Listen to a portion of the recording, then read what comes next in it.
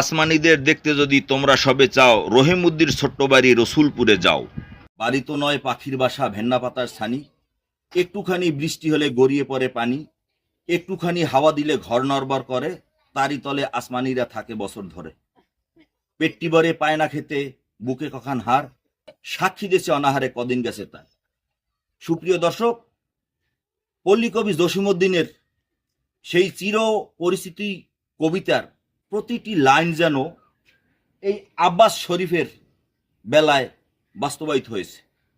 দর্শক, আমি রয়েছি পিরিজপুর জেলার মঠবাড়ি উপজেলার ২ নং ধানিসাফা ইউনিয়নের ৩ নং ওয়ার্ড উদয়তারা বুড়িরচর গ্রামে। আমার পিছনে যে ঘরটি দেখছেন, এটি হলো আব্বাস শরীফের।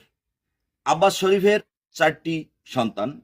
আব্বাস শরীফ নিজে একজন পেশায় রিক্সা চালক, কিন্তু আপনারা দেখছেন যে তার যে ঘরের অবস্থা, এটি অত্যন্ত দৈন্যদশা, জরাজীর্ণ এবং ঝুঁকিপূর্ণ।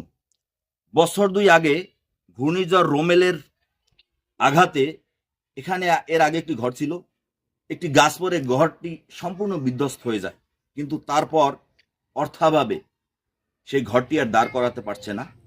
বর্তমানে ঘরের চালার উপর প্লাস্টিকের বস্তা দিয়ে চাল ছেয়ে নিয়েছে, এমনকি এখানে যে পলিথিন কিনবে, সেই পলিথিন কেনার মতো তার কোনো অর্থনৈতিক সফলতা বা সম্ভাবনা নেই। আব্বাস শরীফ আসলেই গরিব মানুষ। এই যে আপনার মনে করেন এই বস্তা দিয়ে আর কি চাল টাল ছাইছে, বৃষ্টি আইলে সারা জায়গা দিয়ে পানি পড়ে।